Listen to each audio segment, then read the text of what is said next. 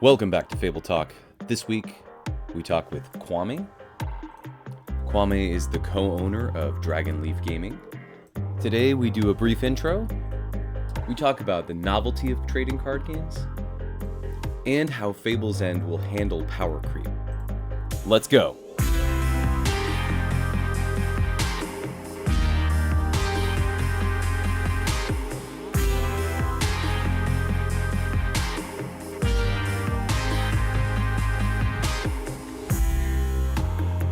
Kwame, why don't you go ahead and introduce yourself to the audience? Absolutely. Hi, guys. I am Kwame. I am one of the co-founders of Fable's End. Of Dragonleaf. Wow. Whoa. Wow. Wow, whoa. Whoa. We're going to edit that out. One of the co-founders of Dragonleaf. I have been... How long have we known each other, Steven? It's been like 7 years. 7 years. Oh, my God. Yeah. 7 years. It goes by so fast, man. I tell you, it's crazy. But I actually met Steven at New York Comic Con, and we hit it off right away, pretty much. It was actually pretty funny. He was showing me one of the earlier what is the word? I guess not copies. Versions, I guess. Versions, yeah, editions. Yeah, we'll go with edition. It was probably like version 2.0. We're on like version 4.0 at the moment. Yeah, seriously. And I remember when I was playing, I was like, "Oh man, there's a lot here with this game. There's so much, and it's great and it's fun." And he had special editions that were handmade, and I remember this because I was debating on getting one. And he told me, he was like, "Look, these are selling fast. Like, if you want it, just get it. Like, just go ahead." I was like, you know what? Give me a minute. I'm just gonna walk around a bit, and I'm gonna come back. I did come back, and when I came back, I was like, "You know what? I'm ready." He was like, "I don't have it anymore." I was so mad. I was so mad at myself. I was so mad. But what he said though is he said, "I don't have any more, but what I can do is I make those by hand, so I can actually make you one if you'd like." And I was like, "That would be amazing." But then I thought about it, I'm like, that I feel kind of messed up because I'm the one who walked away from this whole thing in the first place to ask him to make another one. But either way, we took down each other's information, and then we ended up meeting up a couple times after that to play. And from there, we just kind of blossomed into a friendship, and then we ended up going into business together. So this has been a very, very interesting ride. It has been a lot of fun. We've had ups, we've had downs already, and we're continuing to push on and forward. So super exciting to see what the future has for us here, of course, and really ready to get to the next chapter for us all. Absolutely. So a little bit about me as well. I have a background in both business and finance, as well as a degree in psychology. Fun fact, this is not my first business, but this is my first going to be successful one. So there you go. There's that.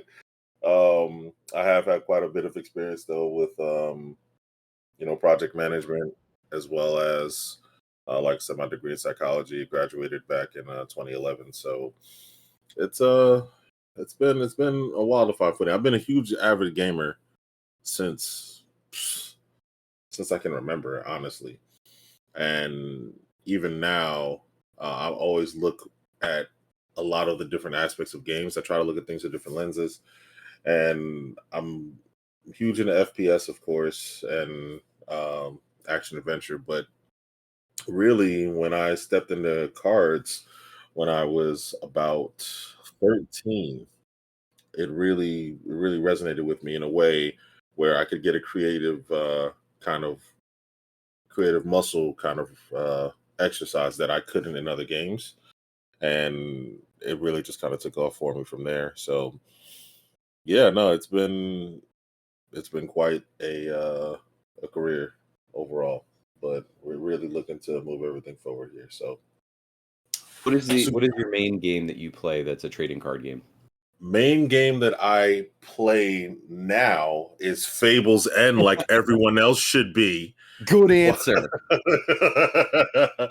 But I have experience, wide range of experience in Yu-Gi-Oh, in Pokemon, um, and versus system, and even in there's a couple other games on the side I've played.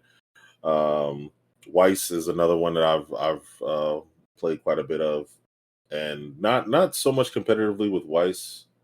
That's a very very interesting meta how they have it set up. To be honest, so it's just not one. I like it for fun and I like it for the animes I like, but it's really the IPs that get me. I'm not gonna lie. Like if a game has a great IP that I love, because I'm also big into anime, then I'll even buy like a couple packs of that set, like whatever game it is. Like it's just like, oh yeah, like they can have 10 of my dollars. It's fine, you know. But yeah, no, I'm pretty big game overall. Kind of a kid at heart. I get it, but you know, it's yeah, it's cool, fun. And just so everyone in the audience understands, Kwame has a encyclopedic knowledge of Yu-Gi-Oh, and will often reference an entire meta in a 20-minute long explanation about the game. That's And so I'm like, true. we have so many conversations where I'm like, hey, I want to try this, and he's like, well, actually, if you go back to 2012 in Yu-Gi-Oh championships, there was a card called this, and it did this, and then he goes on and explains. And then like 20 minutes later, he's like, that's why we shouldn't do this mechanic. And I'm like, okay, I got you. So funny story about me as well. I've had that issue of over explaining things since I was like 6. I don't know where I get it from or how it happened, but I've had people who've met me for 5 minutes be like, hey, here's the point. And they slowly just start moving their hand to the other one and go get to it. Like it's just you're like you're going all the way around it. Like I need you to get to where it is. It's hilarious. But yeah, I no, think that's both of us, we both share that quality because it's probably why Fable's End is such a connecting point for us because the turns are very. There's a lot that happens in a turn in Fable's End, Mhm. and you and I, whenever I think about our conversations, I think that they're like turns in Fable's End, like they're very elaborate card game turns where I'm like, we do this, and this, and you're following it, and you're kind of waiting for that moment where you need to negate or counter, or you're waiting for me to pass off the turn to you so you can do your turn. And I feel like our conversations often reflect our gameplay sensibilities, which is That's interesting. I don't think I've hilarious. ever shared that with you, but that was an observation I made a long time ago. That no, you haven't actually. That's the first time hearing that, but I absolutely see that. I see that 110%, and it's hilarious. It's even funnier when it's one of those conversations that's like one of those turns where we're thinking, and then at the very end of it, we do absolutely nothing. Well, At the end of that sometimes turn. though, for us, you and I are also very much the kind of thinkers where we will take an idea and then take it to its illogical extreme, right? We will Mhm. be like, okay, what if we did this? And then you're like, what if we did this? And I'm like, what if we did this with that? And then we'll end up so far away from the origin point, trying to explore what the maximum possibility is. And then either we say, oh, wow, we're really excited about this, but we can't get to it yet because it's so far along in the game cycle. Or we're like, this is not even the same game anymore. Like what we're Mhm. describing is just a different game altogether. And I'm a fan of that. I'm a fan of that style of thought exploration because I do think that it generates a lot of really good ideas. And you are too, because we've had conversations before where we've come up with ideas and we get really excited about it. And we both recognize that I think 50% of the time, probably like 75% of the time, the most exciting idea that we come up with, it's just an idea, and in practice, it doesn't always work. But it's a launch pad for all these other ideas. Like it just takes us somewhere where we weren't before. And as we're going to get to in a minute, because we're going to talk about how Fable's End is different from other TCGs, it's a really important exercise to keep the game from being stagnant. Like if we're constantly coming up with new ideas, no matter how ridiculous they are, it just pushes the game forward into new territory, and that's really important for the survival of the game. No, I agree. I agree 100%. And essentially, in anything, right? Like if you're not constantly innovating, then what are you doing, right? Um, Things very quickly and very easily, especially nowadays, just with the way social media is, with the way people consume content and things like that. Things can get very stale very quickly unless there's like changes that are constant in like constantly stimulating that person's brain. So in card games and even regular games are no different, right? There has to be something that's constantly stimulating. Otherwise, all you would get is the same set over and over and over again from every card game out there, and it would be no need for change. So yeah, no, I There would agree. be no need for the model even, like what's Yeah. the if you want to play, and I don't think there's anything wrong with that, right? Like a game in a closed system is totally viable, right? Chess is an example of that, where Hmm. it's not like you go out and buy, oh, there's this kind of pawn, and then there's this kind of pawn, and there's like a This pawn can jump all the yeah, way to the other side. right, right. Which to me sounds awesome because that's my jam. I love games where you can bring your own components and play to your own play style. But chess is an incredibly deep game. It's very popular. It's very old. It exists in a closed system, so there's really no need to innovate. The innovation comes from the gameplay itself, not from the game mechanics or the game system. Whereas I think in trading card games, it's not necessarily the opposite. It's just that the model really lends itself to innovation with mechanics and introducing new ideas and new pieces. And if you can't do that, or at the very least, if the game becomes stagnant in its or if it like a new set, because I think that the sort of novelty of a trading card game in each new set is really what keeps it moving forward. And if you lose that novelty, and however you approach it, it could be like, here's an exciting new way to play the game. Here's a new type of card. Here's a new mechanic. Here's a new world that this is going to explore. If one of those things isn't striking on all cylinders for your players, then the game will probably lose an audience and Hmm. either become stale or people just lose interest in it. And that actually brings us to one of the major points that we're going to get to in this podcast, which is I have a list of things that are from our Discord. We had a few questions about how Fable's End is different from other TCGs.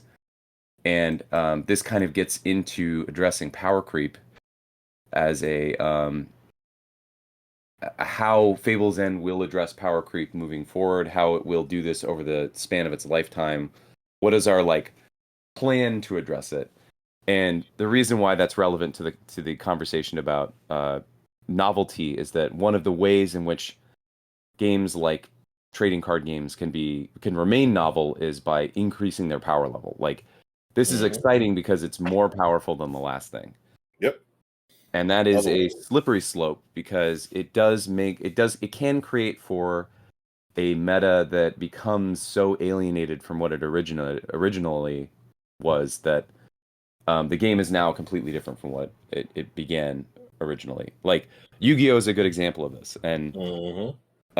the Yu-Gi-Oh meta now is totally different from what it was when it started. It's not even close, and that's not necessarily bad. This isn't. I'm not saying this to dump on Yu-Gi-Oh in any way. It's just an example of here's how power creep can change a game, and here's how it's fundamentally a different game, and people do find it enjoyable. Yu-Gi-Oh is still popular. Yep. Um, but And it's not what it was. And if people yeah. are starting out expecting it to be one thing, and then over time, if it changes too radically, that player base can become very disenfranchised. Yeah, and I think that when it comes to how something like power creep or even just changes to a game happen, it really depends on how drastic they are. Because yes, if you're talking about vanilla Yu-Gi-Oh to today, then 100%. If you started playing vanilla Yu-Gi-Oh yesterday and somebody told you, "Hey, by the way, this is the game now," your brain would be overloaded because you're just like, "How did I go from set defense past turn to my opponent has a board of 9 negates?" like how did that happen? Right. So I think that when we're looking at things in kind of a vacuum here of like, hey, this is what power creep can do. And yeah, we're also talking about a game that's also 25 years in the making, right? So if it's the same today as it was 25 years ago, then why have people been playing it for so long, right? So it's just there have to constantly be changes overall in anything. Now it's how the changes are made that will honestly either alienate or ostracize the community or empower them, right? Because the whole thing here is that you want to make sure that as you're, as things are building up, as we're going forward, we constantly are keeping in mind where we came from, right? Which is, making sure that for us at least, building back to the core set and how the core set stacks up to anything that we create, right? So with that kind of mindset of like, hey, let's always keep the course at top of mind, even when we are making these, other mechanics, adding new cards, adding new archetypes, doing this, doing that. If we're constantly using that as a benchmark to say, hey, is this still on par with what we've originally created? We kind of keep that innovation in check to a degree, but at the same time, we want to make sure that we're exploring as much as we can as time goes on. Right. Um, One of the things that I think is really funny is that when a card game creates something and they have these different metas, these different eras, different areas, and fans enjoy previous things more, right? I think that it then becomes the companies or whatever the creator of that game. I think it becomes their duty to then say, "Hey, why are more fans focus, or why is there such a focus on this one area of our game? Maybe we're missing something. Maybe we need to go back and take a second look at that to really focus more in that area and try to even bring the game back there in some way, right?" Which is just making sure that you're listening to community feedback as much as you can, which is another thing that I think that we're trying to be on top of as best we can, of course, as well. So I mean, it's with power creep, it's just one of those things that is terrible and is annoying. But I think that aside from power creep, the innovation is more important. Yeah, and I generally agree with that. And it's innovating with power creep constantly in our minds as we're designing. And we have a list of things that we have that will address that as we are moving forward in terms of innovation. Um, I will just list them because we're going to run out of time if we go through them one by one. Yeah. We're already hitting 20 minutes here, and I think Kwame and I, for everyone that doesn't know, Kwame and I can have like a literal 8-hour conversation about this. We've had so many We meetings. have done that We have done before. 8-hour conversations about like one specific idea, and I think that both of us have just a very like meticulous attention to seeing an idea out to its logical conclusion. And sometimes that idea is unclear for both of us, and so we're finding different paths towards the solution. But um, generally speaking, it's just because we're very thorough about how we want to explore something. So we're gonna avoid doing that right now. I'm just gonna blast this list out really quickly. So some of the ways that we will address power creep moving forward as a game. One of the big things is every card in the game is designed to be worthwhile. So what we're trying to do is that each card that's designed has a lot of care put into it and has a deck that it should be run in. There's at least one deck that it belongs to. Um, Now there's going to be some power disparity between some cards because that is just the nature of things, right? A three-headed dragon is going to be stronger by its nature than something like a wolf jaeger. But wolf jaeger is going to have a very specific role in the tempo, right? And it will have a very specific role handling different smaller tech cards that your opponent might have. So Mhm. each card has a place, and we want the meta of the game to be built around this idea that you have a large card pool, or rather, sorry, a smaller card pool, but more versatility in those cards. Um, those cards will have specific roles, and each of those tools in that Swiss Army knife are viable for any given meta. So that's another reason why the just to go to mechanics really quickly, the advantage system exists for that reason. Because if your opponent is running a card that's 5,000 power and it's a scroll, well, if I run a bunch of daggers that are around that level, I'm going to win those matchups more often than not. And Hmm. that's a great way for me to turn the tide. And that's a really simple meta solution, and it's already built into the game, so that if one card becomes super dominant or is really popular, you have these answers already built in. So if you have again the 5,000 powered scroll unit, you have all these 5,000 powered daggers that already exist that you can just put in your deck and say, okay, well, cool, I have the answer to it. At least from a combat perspective, I can take that card out. I can punish my opponent for running that card, and that just because it's a rock paper scissors mechanic, that is just infinite in all directions. There isn't one that ends up on top. It's just whatever one is the opposite of the one that has advantage over the one that's being run. Hmm. Um, way that we're going to address power creep is we're going to use our core set as a baseline for power. So basically, the way that we do this is that every time we test new cards, we go back to the core set and we play either a new deck against a core set deck to see where it ends up, or we include core set cards into the build so that we can understand how they play together. And we're using that core set as a baseline so that it never becomes irrelevant. Um, Another way that we're going to continue to maintain relevance for the core set is we're going to design cards that are specifically naming cards in the core set. There is a card that is in design that I won't spoil that references one specific card in the core set that's very cool. And it's a chapter, and it will come out. I don't even know when. I have no. We don't know where it's going to land in the grand scheme of expansions. But No, we don't.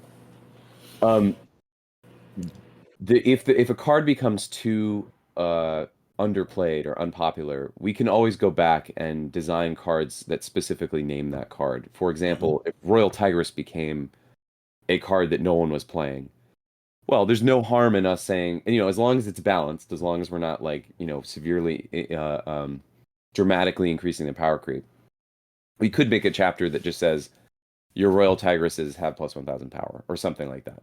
Hmm. That's off the top of my head, but that's one way we could address how the core set will remain relevant for the remainder of the lifespan of the game. Um, and that's something that we've been intending to do from the very get-go, is that as we're introducing expansions, we want to keep that core set um, as relevant as possible. And also, just to kind of add to that too, even with all the things that we've created thus far, and guys, we're super excited for you guys to get your hands on just all the new designs, a lot of the new cards, things like that. Um, but I don't think there's been a single deck through our playtesting that hasn't used a significant amount of the core set cards. Like I can't think of one where it's just been like, oh hey, this is all new everything, and that's it. Right. Like even if it's just like, a couple things here and that's one of the biggest tie-ins and back to everything where it's just like there's still going to be something from the core set that's going to be useful in whatever it is that you decide to create. Right. Now, whether or not you choose to use that is up to you. But, just making sure that it's kind of like just checking the North Star constantly, of like, hey, this is gonna be something that is going to be good, but how does it stack? And is it something that when we do put core set cards into it, does it help it? Does it hurt it? Things like that. Like there's just a lot of checks and balances that we make sure we do when we're creating things to keep this top of mind at all times. So and I think so far, knock on wood, of course, but we've done a pretty good job of it so far. Like I said, we're super excited for everybody to get these in their hands so they can try them all out and judge for themselves. But I think that there's a lot of exciting things there and a lot of things that people will be very happy about. Yeah, for sure. And again, it's that fine line between creating exciting and not making it overpowered with our new sets, while simultaneously keeping the core set in mind.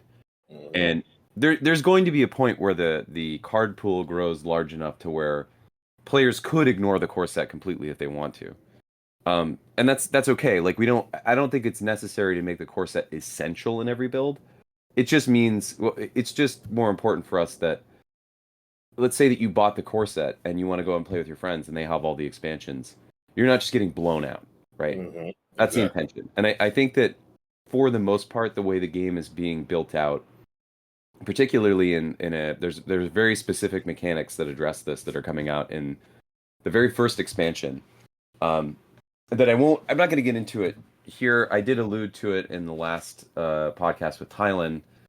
There's a very specific mechanic that, from my understanding, is completely unique to Fable's End that does balance the game in such a way where even if you are running a core set deck, you will still have the options available to you when you play another when you're playing like newer cards in a new build.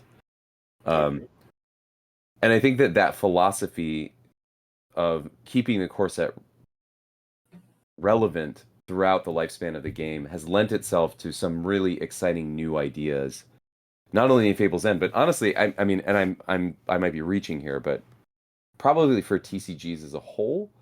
Although it's hard to say because like Fable's End just doesn't behave like other TCGs. It just has its own thing, for better and for worse. Like it's great because I think that people that will come to Fable's End who are used to playing other trading card games will find familiarity, but there will be the game system provides a lot of fresh ideas, right? Like it's or at the very least comes together in a way that other games don't.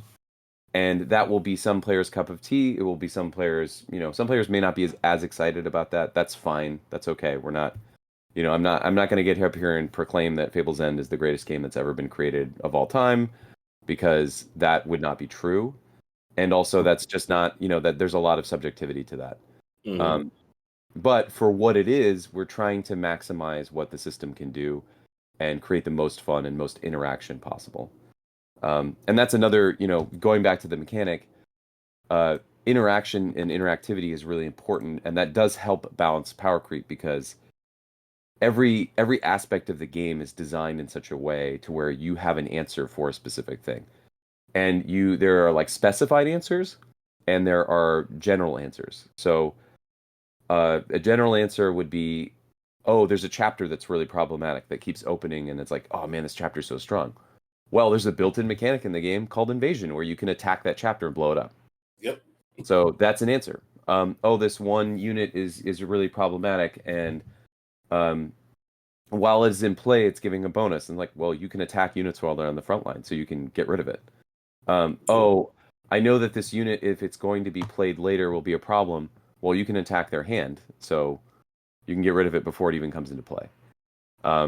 And then there's, more specified answers like this card has this effect, but if I have this card as an answer to that card, through the advantage system or through an effect of some kind that is more control oriented, there's a way to counter that. But really, the key to the game is, and it's been designed from the ground up this way, is that there shouldn't be a turn where one, you cannot do anything as the active player, and two, your opponent can't do anything as a defending player. And that's really, really important. And I think that's where a lot of power creep kind of rears its ugly head, is that there are effects that kind of go off that are really, really powerful with no answer. Unless you have the specific cancel a card, right? Like in Yu-Gi-Oh! It would be, do you have Ash Blossom in your house? Right. And then in Magic, it would be like, do you have a counterspell? You don't have a counterspell? Okay, well, this whole combo is going off, and there's literally nothing you can do about it. And we do not want a game that does that. And we're very cognizant of that in testing between the three play testers and I. Particularly Tylen. Tylen's very good at this. Tylen is like, when I'm playing against this, it feels like I can't do anything about it. And then we say, okay, well, then that's a problem. We need to go back and redesign it. And some card effects we've taken, and we, even when we thought they were play, recognized this is really unfun for my opponent.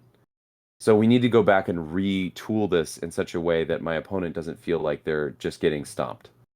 Because that's just not getting outpaced. Or getting outpaced, right? Yeah.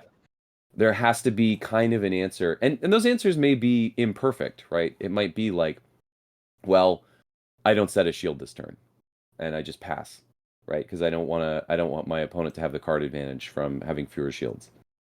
That's an imperfect answer, but it's an answer. Um, and as long as there is some kind of answer for it, as long as there's some way to play around these cards, even if it's difficult or if it puts you into a situation that's not ideal, at least you have that option. And I think Fable's End as a mechanical system generally allows you to do that, but the card design is the most important component of that, because if the card design doesn't complement that system, because it would be easy to ignore it all, right? You know, you can create cards that say this card cannot be blocked and targeted, and you can't do anything about it, right? Um, so the cards that are designed have to complement the system as it exists, and we're trying very hard to do that. That's kind of the, you know, I have like a list of design intentions, and that's one of the big ones. Yeah, no, definitely. And just to kind of also just kind of piggyback off that just slightly here. I know we have just a couple minutes left, but just want to just say this here. The thing is, when it comes to um, designing, right? When it comes to creating, one of the best things that I at least have seen is the ability that when something is outpacing something else, the push and pull that we have, the kind of like going back and forth until we kind of break something down into the diamond that it can be, has been just a fantastic process.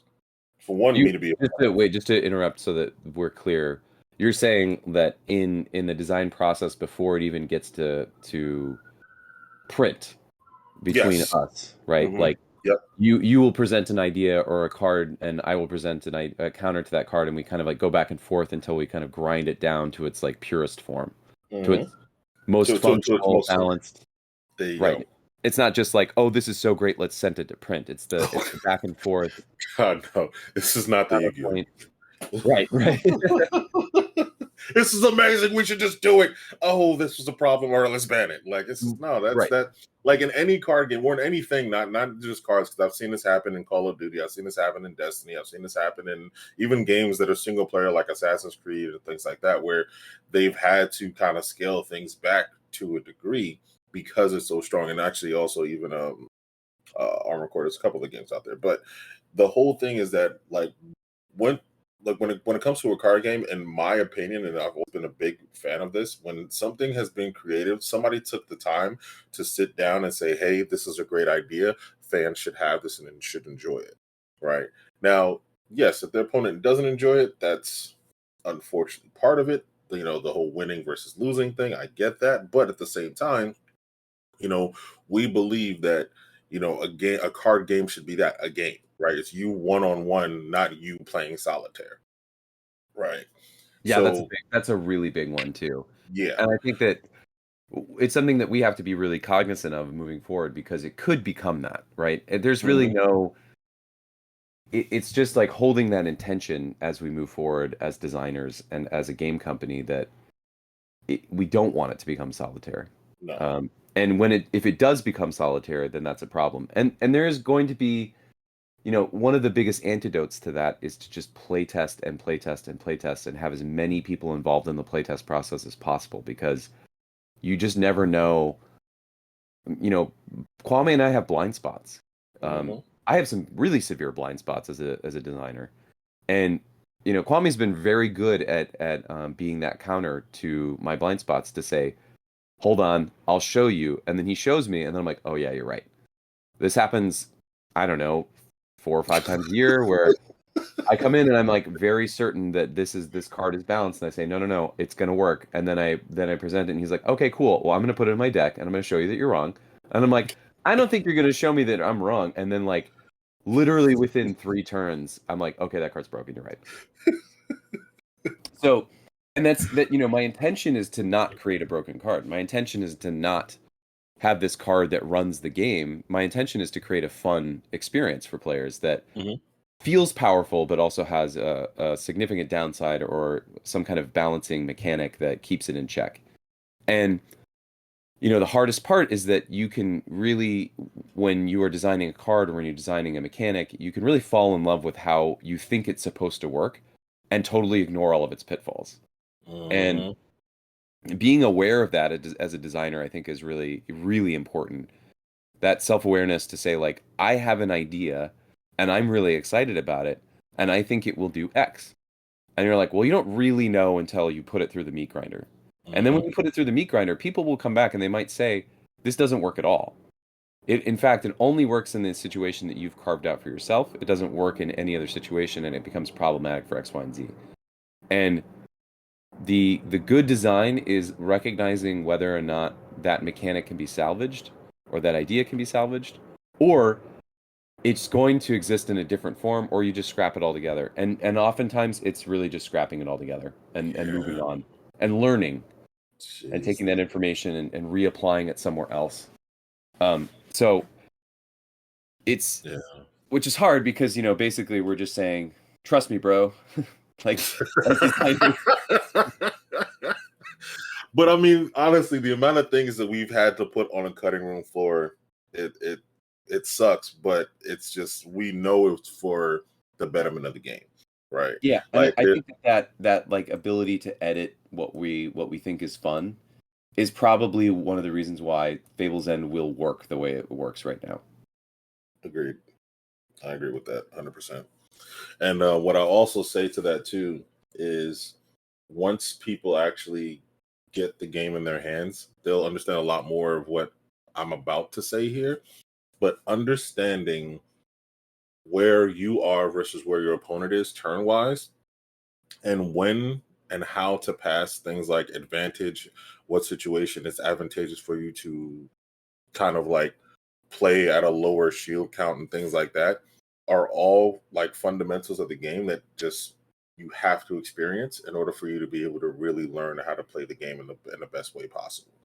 Because one of the biggest things I can honestly say is that, you know, having a deck that's effective on four shields and being able to play on four shields constantly or even three is going to really kind of lend itself more to what we were talking about there about, you know, how powerful certain cards are and things like that, because then you're really kind of throwing things on its head. But this is that's a whole nother show for a whole nother time before we jump down a rabbit hole. But I just wanted to say that there at the end of just making sure that people get this in their hands, play it for themselves, really kind of go through the motions of the turns and the push and pull of the back and forth is really going to show people what we're kind of talking about, what we see here, and what I've even seen here with the game um, when I first fell in love with it with Steven 7 years ago.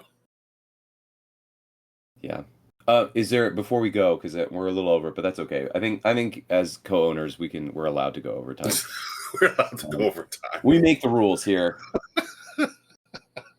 Is there something that you are really looking forward to about Fable's End? Like one specific thing that you want to share? Uh, without a spoiler, I know it's hard to do without spoilers. I feel like I can't say anything without spoiling anything. you know, no, you know, I am actually looking forward to constructive play.